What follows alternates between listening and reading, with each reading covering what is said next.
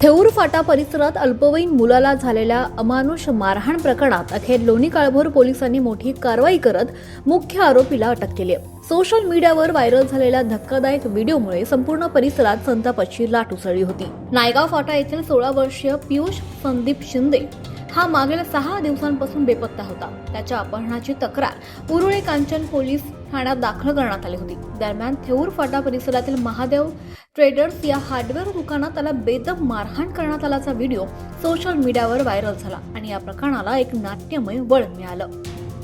व्हिडिओमध्ये अल्पवयीन मुलाला शिवीगाळ करत लाथाबुक्क्यांनी आणि लाकडी बांबून मारहाण केली जात असल्याचं स्पष्टपणे दिसून आलं। हा प्रकार समोर येताच लोणी काळभोर पोलिसांनी तातडीनं तपासाची चक्र फिरवली। पोलीस हवालदार निलेश कोल्हे आणि पोलीस अंमलदार सचिन सोनावणे यांनी अथक शोध मोहीम राबवत पियुषला कुंजरवाडी परिसरातील एका ट्रक पार्किंग मधून सुखरूप शोधून काढलं। त्यानंतर त्याला उरुळी कांचन पोलिसांच्या ताब्यात दिलं। मात्र मुलाच्या आईनं व्हायरल व्हिडिओ पाहिल्यानंतर मुलावर चोरीच्या संशयातून अमानुष अत्याचार करण्यात आल्याची तक्रार लोणी काळभोर पोलीस ठाण्यात दाखल केली। या तक्रारीनंतर पोलिसांनी रणजित कालूसिंग, रावणा राजपूत आणि एका अल्पवयीन मुलाविरुद्ध भारतीय न्याय संहितेच्या विविध कलमांवर गुन्हा दाखल केला। गुन्हा दाखल होताच लोणी काळभोर पोलिसांनी गुरुवारी रात्री उशिरा मुख्य आरोपी रणजित राजपूत याला अटक करून बेड्या ठोकल्या।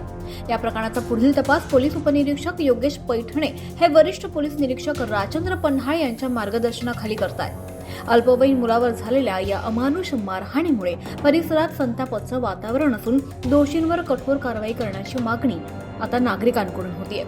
ब्युरो रिपोर्ट, महाराष्ट्र एक्सप्रेस न्यूजसाठी हनुमंत सुरवसे, पुणे। आपल्या परिसरातील ताज्या आणि महत्त्वाच्या बातम्या पाहण्यासाठी आजच महाराष्ट्र एक्सप्रेस न्यूज चॅनलला YouTube वर सबस्क्राइब करा आणि बेल आयकॉन प्रेस करा।